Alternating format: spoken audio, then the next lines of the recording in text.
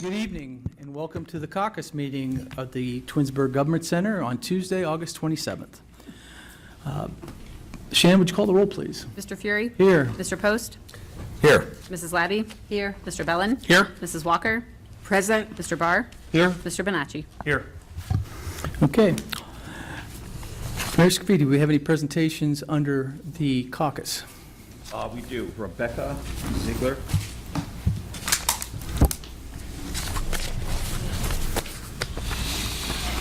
Good evening. Good evening. Okay. So I'm here to just briefly, I don't know if you, Shannon, if you passed out the, okay, great, awesome. So I'm just going to go through the form that I had provided for you all, just on some FAQs on the intergovernmental agreement from Summit County, to give you all a quick refresher. So this agreement started in 2007, so we're coming on almost 20 years. It's a job creation and retention memorandum of understanding with the communities in Summit County.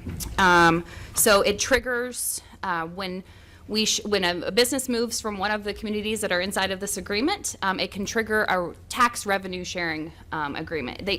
For lack of better terms, it's also known as the anti-poaching agreement. And it's just basically a way to not go around, not that this is happening, but possibly it was happening in 2007, having economic development directors going to different communities and trying to poach from other communities.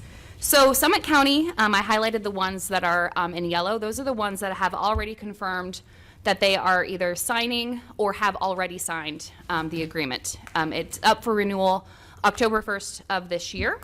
The three that have not signed or have confirmed that they will not sign is Twinsburg Township and Stowe. They've never been in the agreement since the beginning, but Hudson is the new one to have pulled out. The other communities, we don't know where they stand. Most likely they'll probably sign, but they haven't confirmed or denied.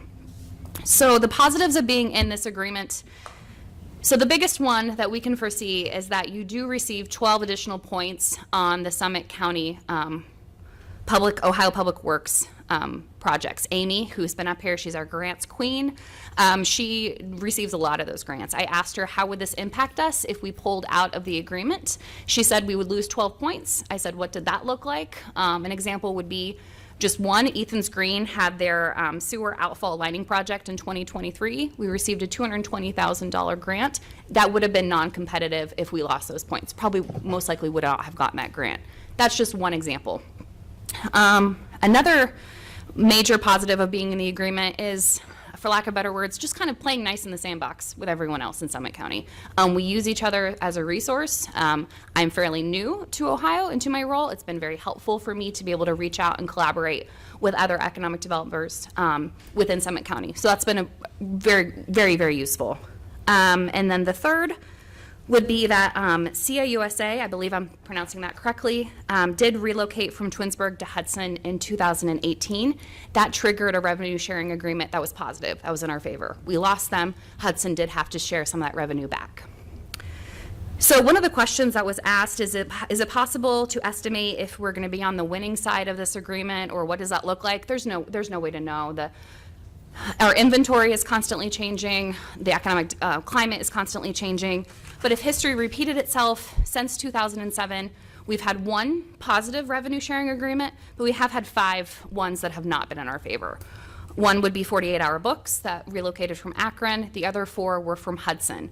Those are around the 2011-2014 timeframe. The amount of dollars still totaling wouldn't have come to almost one of the grants that we got. So pluses and minuses here, but the total dollar amount didn't compete. So that's kind of the negatives, though. How does this impact the Twinsburg Tax Incentive Review Council? This was a question that was posed as well. The review process that they do, and then our ability to follow their recommendations. So TIRC, the Tax Incentive Review Council, meets annually to review the CRA and the TOP agreements. The CRA and the TOP agreements are not, we do ask the question on the application if they're receiving a grant or an abatement. They have to disclose that information. But I can't, for example, if there was an employer of choice that we were really trying to recruit, they wouldn't lose points for already receiving a TOP agreement somewhere else. They would we don't put that into our threshold, into our criteria. We base it purely off of the amount of wages that are coming in and the amount of jobs coming in. So if someone did leave in the middle of an agreement, so for example, if a business was in year 3 of their 5-year top grant and they left, we do have it written into our agreement that we could request that money back. So there is kind of an out for us. Since I've been here, and actually since the duration, since it started, we've never had that happen. It hasn't been applicable to Twinsburg. And another question asked was, is this agreement retroactive? We've been in the agreement since its inception, so that wouldn't be applicable to us. If we decided not to re-sign, we would just purely do nothing. And then October 1st would hit, and everyone would move along, and we would no longer be a part of the agreement. If we decide to sign, to continue with the agreement, then if we wanted to leave for any reason, 6 months later, 5 years later, we would have to give 120 days notice. Or we could call it up and ask it to be reviewed. That's kind of what started all of this, Hudson and Twinsburg. We both got together, we decided we really needed to reevaluate this agreement. It hadn't been looked at since 2017, and that's kind of what started all of this. It's not reviewed annually. It's not common to do that, but you can call it up and you can make an amendment. So when you do make an amendment, if that amendment is applied, then at that point, everyone has to re-sign the new agreement, and you could just choose not to re-sign. So there's two ways to leave. Let's see. The new agreement was updated. Okay, so the new thing about this agreement is that it was updated to what was agreed upon from all the communities in a survey, was that they would adjust the work from home component. We have to do that at a minimum, especially with COVID. We hadn't, like I said before, since 2017, we hadn't reviewed this document. Work from home was an absolute mandatory one. So that was implemented. My recommendation, staff's recommendation, would be to continue with the agreement. It has been proving to be more beneficial than not, but with the caveat that I do feel quite strongly that Tier 1 and Tier 2 are triggered by $3.5 million threshold amounts. If payroll is $3.5 million, that's Tier 1. If payroll is $5 million, that's Tier 2. Those are 2007 dollar amounts. I suggested that we increase for inflation. That was not supported. I do feel strongly that if we want to re-sign next year, when I say re-sign, I mean I think we should call it up again next year. We should ask for those adjustments again. And then we should also, I do not feel, it is in our favor, I do feel strongly that an incentive, you should not be punished for a community wanting to come into, for a business wanting to come into your community if you're a community of choice for an employer.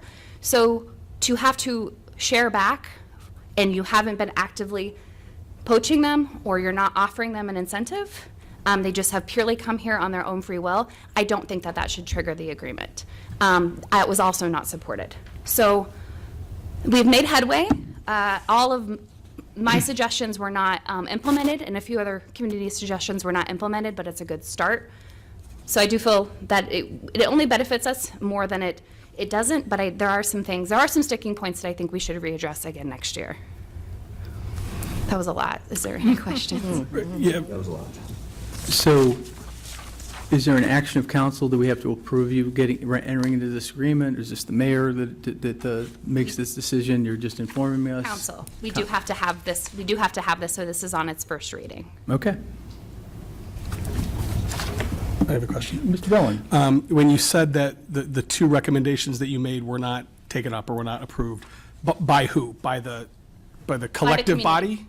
Correct. So they sent out a survey to everyone in this agreement, even including, and it was my understanding, including also Stowe and Twinsburg Township, even though they weren't in the original. They might join now, who knows?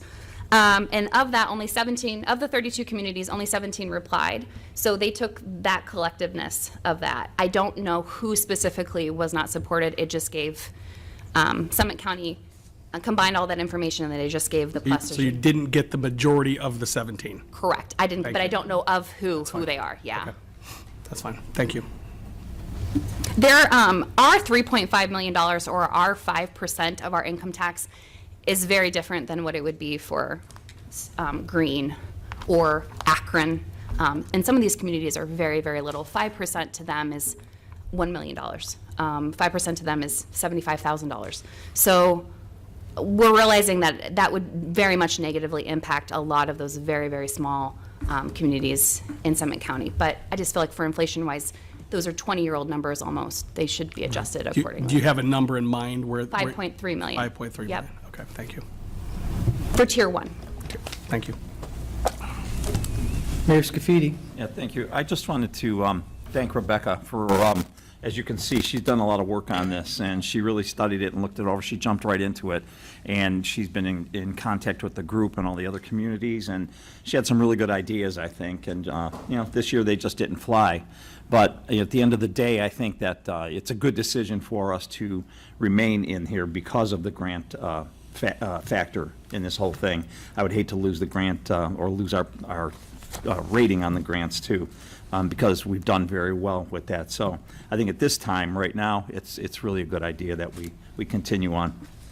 If we didn't plan to apply for grants or didn't have a city engineer that is so amazing at doing them, there really isn't much of an, would be on the losing end at that point. Right. But Amy, and she has her whole list.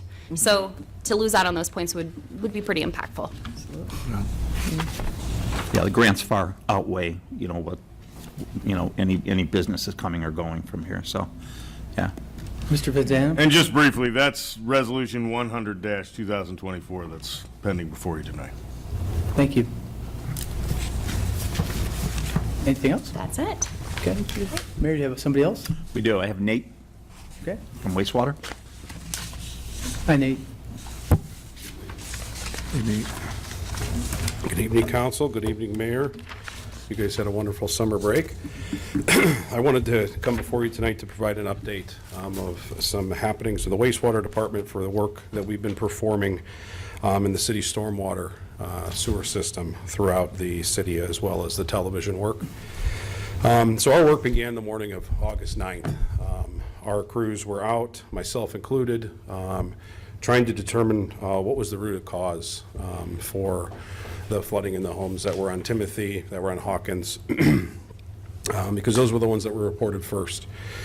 Going through the sanitary system and the storm system, it's important to understand that the city of Twinsburg has two separate systems. The sanitary sewer system conveys wastewater from residential homes, businesses, and the storm sewer system conveys the precipitation, water, snow, melt, whatnot. So going through the neighborhoods, we determined, based on what was seen, that it was stormwater that had intruded into the homes, and the sanitary system itself had held up. Over the next couple of days, there were sections from Alling Drive, Pratt, Waterford, and Bissell that were also getting reports of having water damage. After following through and looking through these systems, many of the homes which our sanitary system coordinator actually entered these homes, it was determined that the stormwater intrusion was the cause of the flooding as well. Fast forward about a week, I drafted a letter and sent it to residents in the areas just to let them know of some planned work that we would be doing in all of these areas.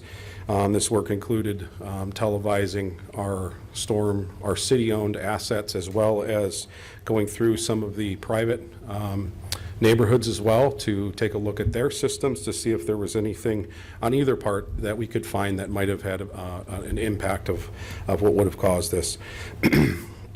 Although I have heard back from quite a few residents, I would ask if there are any residents listening tonight that you haven't reached out to me, to please reach out to me so that I have a contact number in the event that I do need to get a hold of someone while we're performing some of this work.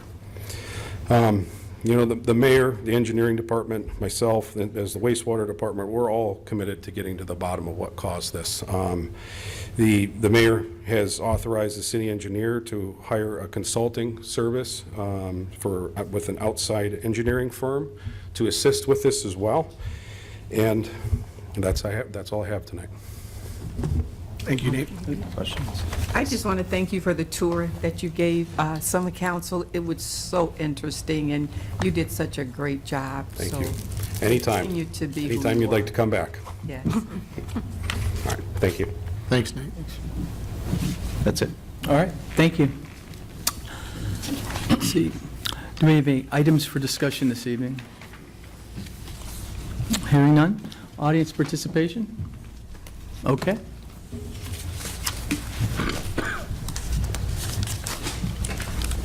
First, we have Jonah Pachette.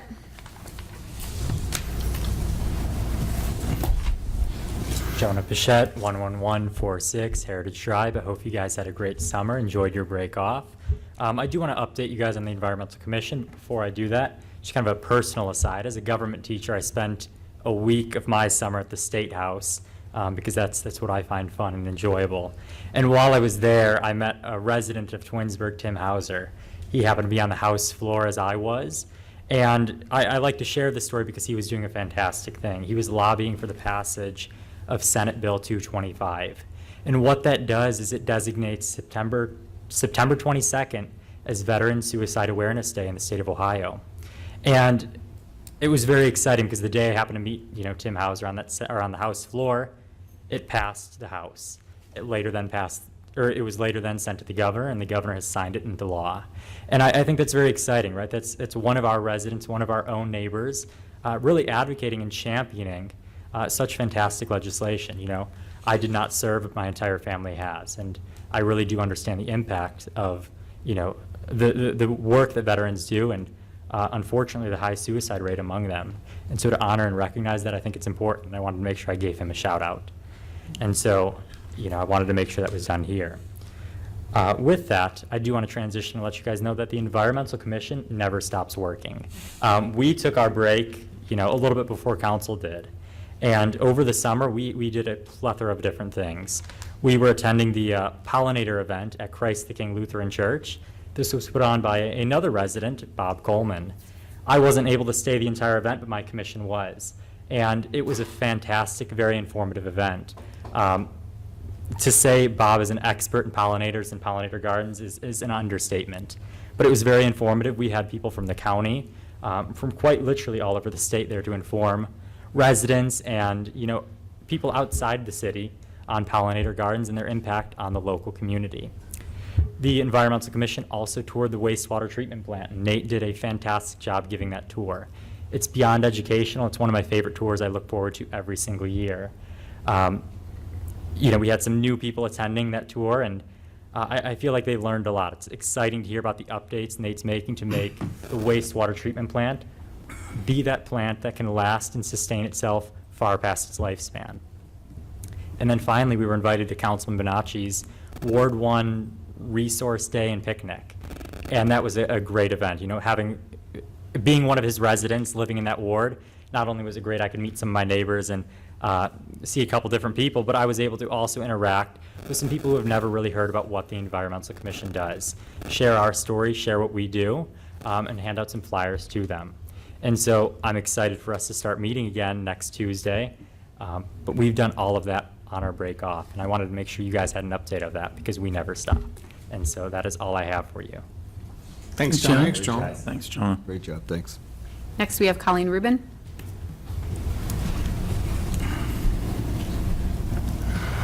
You can ask her questions in this one. Go for it. Okay. Good evening. Mrs. Rubin? Pardon me? I said hello. I responded. You said hello. I said hello back. When I started talking, I didn't know if that was to me. So, good evening, Colleen Rubin, Sandalwood Drive, Twinsburg. And thank you for your time and your attention. I want to begin with just a quick refresher of what has been a concern to many residents of the city of Twinsburg, and that is the impropriety of the Twinsburg Police Department, Chief Mason, Lieutenant Donato, and others within the city administration. At the council meeting before break, Mayor Scafidi stated, and I quote, "We have to listen to the same issue week after week by basically the same people. However, ironically, they are not here tonight, and for my report, they choose not to listen." End quote. I would like to say, I do think that was regarding me, and I want to say that I was unable to attend the council meeting because I was at work in my position is a critical care dialysis nurse, and we do shift work. It's really not an optional thing. I did, however, view the meeting online, and I am dismayed with the lack of information given. Also at this meeting, the mayor stated, and I quote, "I personally reviewed and investigated these accusations, and I believe by now we all know what those are, so I won't go into those." And then stated, "The videos will be available upon request for you to see with your own eyes, should anyone want to see those." End quote. Currently, I know of no one who has received the videos that requested them. So the question begs to be asked, are you cherry picking who's getting them? We can respond to you, but I don't know the answer to that. Mayor, Mr. Vizanda, do you want to respond to that? They're finished. Okay. They're finished. Let you finish. Oh, thank you. And as for your investigation, I need to ask, did you ever sit down face-to-face with Officers Fido, Bartulovic, and Pfeiffer and investigate the allegations against them by listening to their concerns about the Twinsburg Police Department? If you did not speak to the officers, how is that a full and comprehensive investigation? In another example, you stated that you had the underage drinking party fully investigated. After you initially denied Chief Mason's son was there, we read in your report that in fact he was there. No one has yet to answer why Chief Mason's son's name is no longer on the list of students at the party. It can be seen on the list made by Officer Gist. So where is it now? It is this lack of transparency that is very troubling.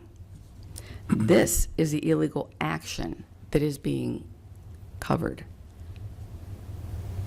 Everybody thinks it's insignificant. People go to parties. My son was at a party and got busted. My son's name was on the list. Nobody took it off. That is illegal. Furthermore, did you interview other people involved with this full investigation, including Officer Gist? Did you interview Sergeant Ternowski, who purportedly removed his name from the list? Did you interview the superintendent, Kathy Powers, who had knowledge of the incident and was told the chief's son was not there? Did you interview Teacher Fantone and ask about the conversations that he had with Chief Mason about the events? Did you speak to any of the other parents whose kids were at the party? The record reflects that the answer is no, because we were shown the investigation. In the investigation about the underage drinking party, the mayor states there was a review of the audit log of the party night events. But this is one of the records that is not being released. You are trying to present an investigation that we are to take seriously, and yet that did not even have a date or a timestamp. So, in all of the mayor's indignation about how terribly Chief Mason is being treated, what you did was provide a biased and incomplete investigation that does not begin to answer any of the questions, but shows the citizens of Twinsburg that you are continuing to obscure the facts regarding the termination of Officers Fido, Bartulovic, and Pfeiffer. Such terminations which are seriously negatively impacting their abilities to support themselves and their families. And as insignificant as this may seem to all of you, it is just one piece of a much bigger problem. And this is why you continue to not release the records. The ones that you have released that I've seen are insignificant and mostly redacted, which renders them completely useless, which is truly an affront to the municipal government as well as the judicial process. And on a personal note, take that aside, I am shocked at how many people have reached out to me to say, aren't you fearful of retaliation, Colleen? I will not take a sign because I am afraid of what will happen. I want to sell my house. What will happen to the inspection? What if I start being followed by the police? I have had school teachers. I had a current police officer. I met these people. This is not random people that I'm writing to. I have met with these people. and heard their fears of retaliation, I had one of my best friends say to me, I am now a single woman. I can't be in my house alone and put that sign out. If I have trouble, I don't think the police would help me. And what that says to me is shame on the whole city that this is what Chief Mason has bred. Complete distrust. So that's a personal note that I think you all need to really think about, because I was shocked. Thank you for your time. Last, we have Raymond Sharp. Excuse me? Last, we have Raymond Sharp. Okay.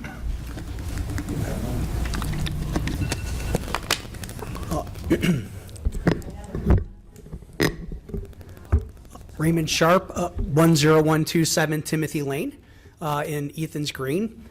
Good afternoon, good evening. Appreciate you taking the time to listen to me as well as other residents that were impacted by the flood that occurred on May 8th that Nate spoke about earlier. So first of all, I'd like to thank the city for responding so quickly to try to determine the root cause of what occurred. Obviously, there was significant damage to people's basements and homes. There was a lot of debris that were on tree lawns on Timothy and on Hawkins as well. The service department did an outstanding job of getting that cleared as quickly as possible, so we did not have to look at it. So thank you, Mayor, for directing them to drop everything to get that done. It's obviously having it out and continuing to mold and mildew is not only an eyesore but a health hazard, so we do appreciate that support. With that being said, obviously we do acknowledge the fact that there's been work done in order to try to determine the root cause of what occurred that evening. Obviously, there was significant rainfall in the area. I know there were streets that were impacted and actually were blocked, so fully acknowledge that that occurred. With that being the case, this is the second time this has occurred to Timothy and Hawkins Lane. The first time happening on Labor Day weekend in 2020, so not even 4 years ago, basically the same thing occurred. When that happened, there was a very similar study that was performed. There was some things that were found that were improved, but nonetheless, it doesn't appear that we've reached the root cause of what's caused this flooding to occur in our homes. We very much would like to ask that we continue those efforts. I was reassured to hear that there is potential for outside engineering help. I cannot imagine how complex the stormwater system is with this series of underground pipes, retention ponds, marshes, creeks, and so on, but ultimately it is something that we must ensure that we don't stop.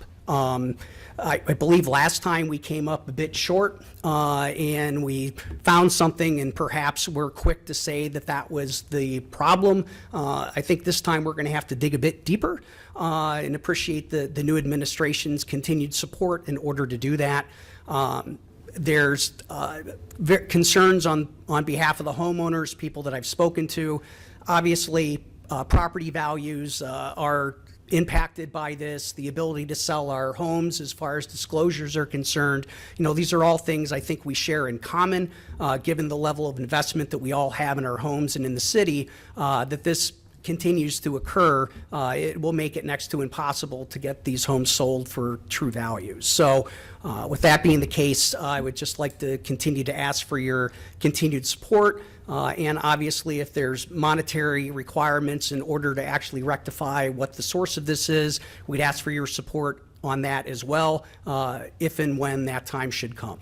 So, thank you. Thank you. Mr. Sharp. That's all we have this evening.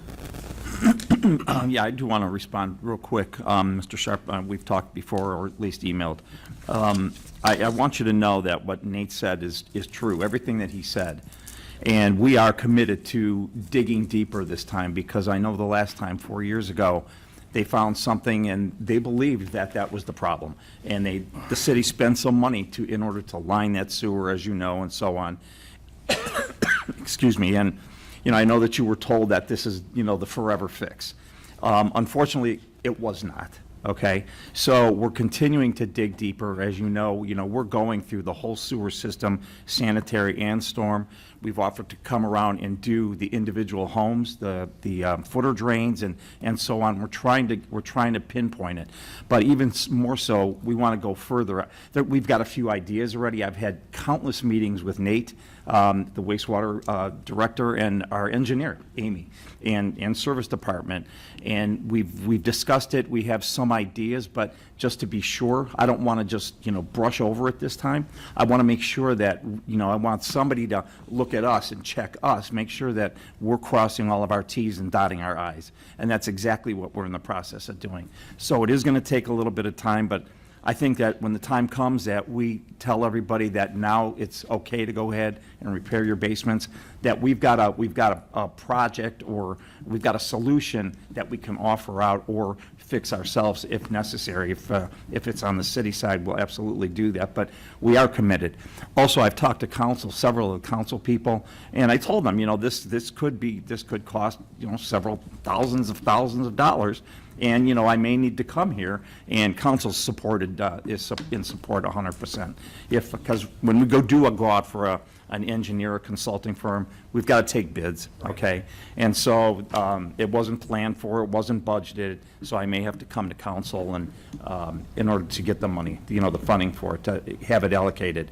So anytime, I hope that you're on. I've been sending out, the updates every Friday. Okay, and I hope that you get our newsletters, because I'm going to start sending it out on the newsletter. But the updates, and again, if you're signed up, then you should be getting my updates.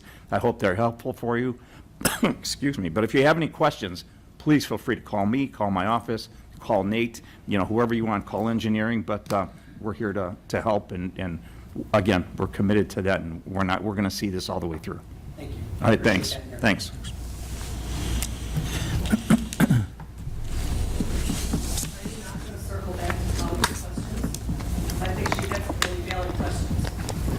I will. First of all, about the request on the video that I spoke of last time, and I'm more than happy to repeat what I said if that's necessary. I understand that from what I heard, that I said it that night because she wasn't here, and that's not the truth. I don't know who's coming or who's not coming before the meeting. So, but I'm prepared to speak the whole thing all over again. But we did have one request that I'm aware of, and that request was fulfilled. The videos were sent out. There were 6 videos sent out with that request. So that I'm not sure where that information's coming from. As far as quoting as saying that I said that Mason's son was not at that party was probably I think it was in 2001. Probably 3 or 4 years ago. 21. 21. Mayor. Yeah, 21. Yeah, I'm sorry, 21. And I never said Mason's son was there. As a matter of fact, I sent out the video with Mason's son on it, and he was talking to, those kids were told to call their parents and get a ride home.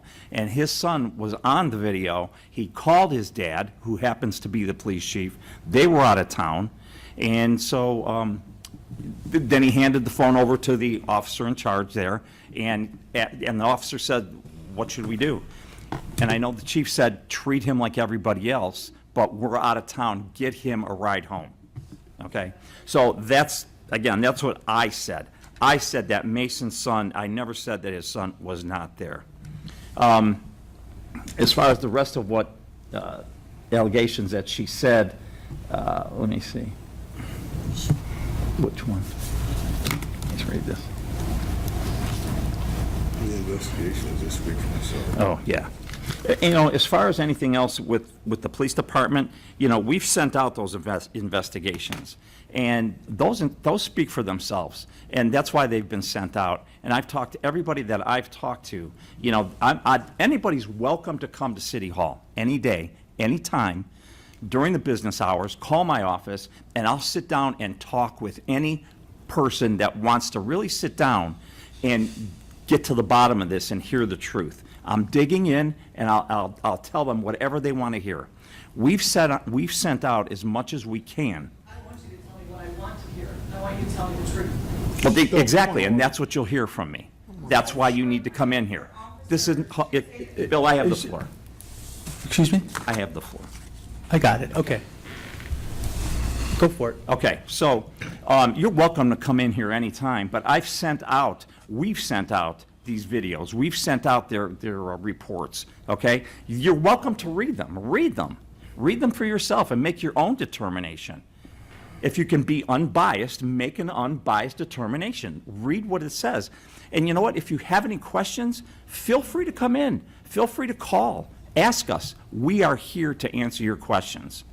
You don't need signs. You don't need all this stuff that's going on around here. This city hall is open every day, every single day from 8 to 4:30, and anybody's welcome in this building.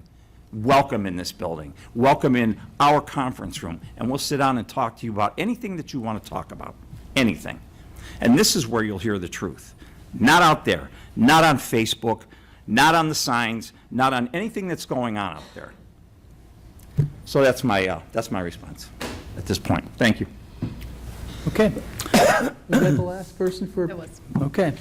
Next, we're going to discuss pending legislation, Ordinance 92-2024. This is an ordinance. The annual legislation is certified that delinquent sewer rental and water fund maintenance charges that are due on September 6th. Because they're due on September 6th, we need to do this. We need to suspend the rules and put this on its third and final reading tonight. We do this every year. Does anybody have any questions about 92-2024? Okay. 93-2024 has to do with a timeline that I worked out with the clerk of council, and we agreed to put this on for some changes to the rules of council. Unfortunately, I have not had an opportunity to get with the law director this summer because he's been tied up with other things.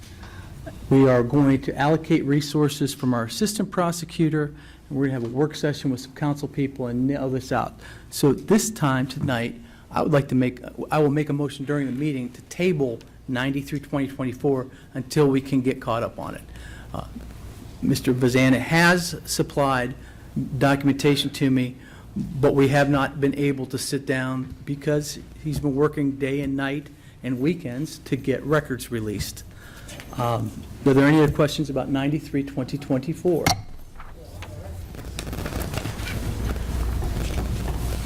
Ordinance 94-2024. This ordinance is to award the bid for the fitness center dehumidation units and roof replacement that we've been talking about for 5 years. The amount's $2.056 million. The current pool packs are 25 years old. The replacement requires us to close the indoor pool for a period of time. We've talked about that earlier this evening in capital improvements. The project is funded by a bond sale with the city of Twinsburg to share the cost with the amount and we're also getting 27% as a shared cost with the school system as Mr. Scafidi has renewed the agreement that we had in place for the last 25 years. Council has been asked to suspend the rules and pass this on emergency so that we can get the equipment ordered so that we can shut down the pool at the appropriate time and get this done. Are there any questions on the pool packs? Okay, that's 94-2024. Ordinance 95-2024 is an ordinance for annual legislation to accept the amount of tax rate that's leveled in the Summit County Fiscal Office. The total millage we collect for property tax is 3 mills, which is estimated at $2.3 million. 0.3 for police and fire, 0.3 for fire pension, and 2.4 for the police and fire levy fund. This will be the first reading, but we're asked to place this on a third and final reading to get it going because we need to have this submitted by October 1st. Again, this is an annual event. There's nothing new there. Are there any questions on 95-2024? Ordinance 96-2024. This ordinance is the annual legislation authorizing the advancement of the local taxes from Summit County. So this will be on its first reading, but again, we're being asked to put it on its third and final reading because they'll pay us throughout the year as opposed to a lump sum after it's collected. We've had this in place for as long as I've been here. So does anybody have any questions on 96-2024? Ordinance 97, 2024. This ordinance is to provide for insurance and sale of notes not to exceed $2.075 million for the fitness pool pack. Again, we've talked about this at length. We're going to go for bonds. Council being asked to suspend the readings to put this on emergency so we can secure the note in a timely manner. Any questions on 97, 2024? Ordinance 98, 2024. This is an ordinance to award the bid for the Tinkers Creek Interceptor Sewer to Rudnick's Excavating for the amount of $407,365. This project includes construction of a parallel sanitary sewer line along Tinkers Creek from Glenwood Drive to East Idlewood, which will provide additional capacity and minimize the risk of sanitary sewer overflows. Again, we haven't met this summer. They're asking that this go on its third and final reading and move forward. Are there any questions on 98, 2024? Okay. Ordinance 99, 2024. This is an ordinance to amend the appropriations for council, ARPA fund, the police and fire pensions, fire pension fund, and the fitness center. Council is being asked to suspend the readings and put this on its third and final. This is an accounting thing. We're just moving some money around within different accounts within the city. It's a transfer ordinance. Are there any questions on that? Okay.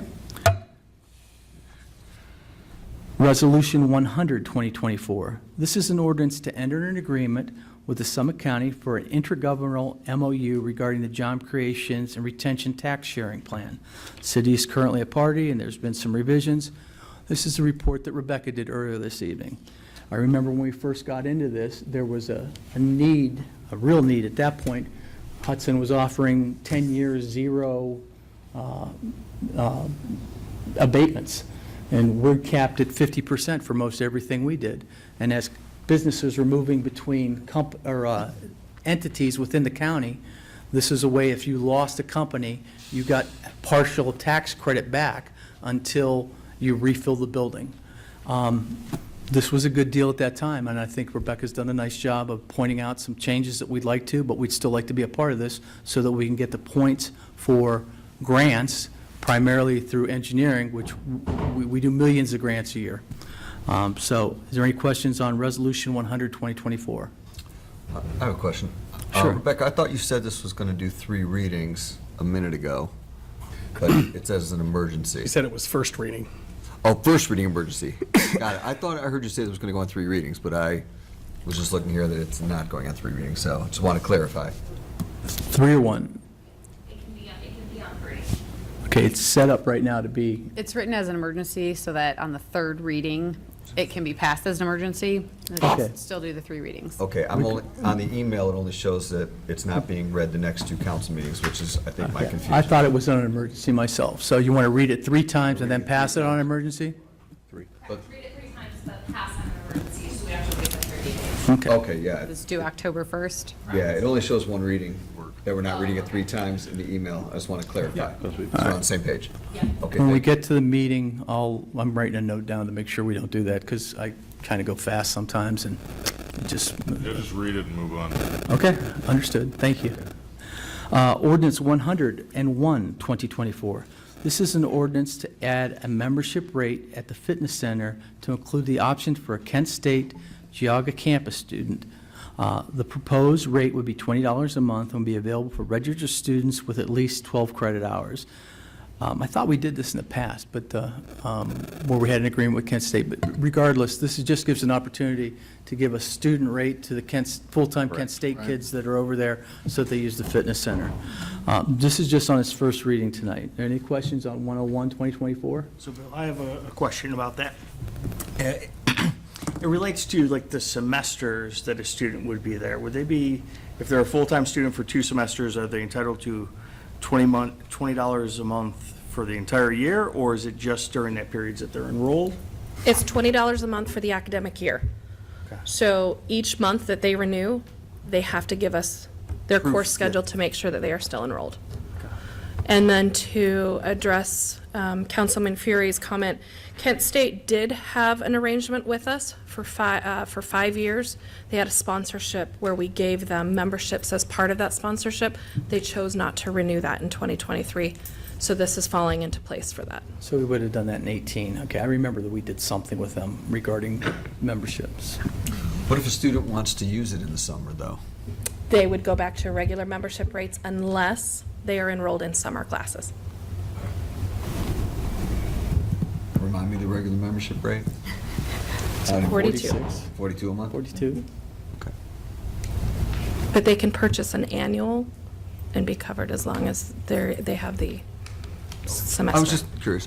And then we will have a list of each student to cross-reference. So if they fall off, then we'll be able to get that. Okay. It's a lot of admin stuff. It is. All right, any more questions on ordinance 101, 2024? And thank you, Jen. You're welcome. All right, Resolution 102, 2024. This is a resolution to appoint one member to the Tax Review Board. Council's conducted interviews in July for this opening. Council is being asked to suspend the rules and put this on emergency so we can swear in this member at the next meeting. Any questions? Thank you. Okay, now we're to miscellaneous. Does anybody have any miscellaneous items? All right. I think you've all received an email from the clerk regarding some options about moving the Veterans Day and the second Tuesday of November, and we got an election year. So Shannon has said to coordinate these meetings soon. We have 3 options. Option 1 is move up 1 week, which is fall on election day, and have a meeting on 11/4. Another option is we move it back a week to 11/18. This option will have 4 meetings in 4 weeks. And the third option is we could have it on Wednesday, 11/12. Have you looked with this or have any thoughts on this? I do. I do. I have Okay. thoughts. Start with Bellin. please. I do not support at all having it on option 1. I don't want to have it on election day. I agree. I would probably prefer just to have it on option 2, which would be 4 in a row. I understand that's 4 in a row, but those will be pretty quick meetings, as, you know, we'll just be doing the same thing. That's what I would choose. I would be fine with option 3 as well, but I would choose option 2. Okay. Mr. Post. I was just in favor of going to the Wednesday, only because 4 in a row, it seems like, you know, the goal, I mean, how much do you need 4 times in a row? You know, better to have, you know, something sooner if someone in the city needs something done, as opposed to waiting another week. I know it's probably, to your point, almost irrelevant either way. It's a week, but I don't know, 4 in a row just seems a lot. Okay. Anybody else? I just, you know, Because they're asking us to make a decision tonight. yeah, I would err on the Wednesday meeting. I think I agree with you, Mrs. Labby. What was that? I like the Wednesday meeting. That way, we have 2 meetings spread out instead of the first, I like moving it just one day over to the 12th instead of having it on the 11th, because we're the 2nd and 4th Tuesday of every month. I think I don't have an issue with going one day over and trying to keep the schedule as soon as possible. Do we have any conflicts? School board meeting, anything else on that Wednesday? We will bump the school board. We will bump the school board. Okay. Now, so we're talking about bumping the school board. Do you want to reconsider and go 4 in a row? Go ahead, Scott. Mr. Barr. November 24, that's what we're talking about. 2025. 25, that's, okay. Yes. I like either the 4 in a row or the Wednesday. I'm fine with either. All right. you said it's November, It's next year. Next year. 25. We're trying to do the annual schedule now. right? Yep. Is 4 in a row on a Tuesday? Yes. 4 in a row I on agree Tuesday, with yes. 4 in a row on a Tuesday. Okay. I think we've got 4 in a row on a Tuesday was the motion that I would make. Now, is anybody strongly opposed to that? I liked Wednesday, she liked Wednesday, you liked Wednesday, he goes either way. I'm either way. Yeah, so, I just don't want, we have an agreement with the school board to use this facility, and I wasn't in a hurry to bump them. if I could avoid that, I'd do that. They do host meetings in their LGI room. They have like 5 meetings this fall for this year in their LGI room. So All right. before they submit their schedule, we would communicate with them. All right. You have a point, you have a preference? Whatever council chooses. What do you, Daisy and Chuck, you're the only two that have not mentioned anything. What do you think? No, I mentioned 4 in a row. Oh, you did like 4 in a row? Tuesday, Mr. yes. Bonacci, what are your thoughts? I think if we're looking at the 2025 calendar, there's ample time to work with the school district for them to find an alternative place. And having meetings spaced out probably is better for the timelines of projects, and it might lead to legislation being timed a little bit better. Okay. I think we're going with Wednesday. All right. I'll make that motion in miscellaneous at the end of the meeting. I've made a note. Okay. Now, is there anything else? Okay. We're going to adjourn the caucus meeting right now. If you'd like to address council during the regular meeting, there's a sign-up sheet at the podium. We'll call you up. And at this time, we're adjourned.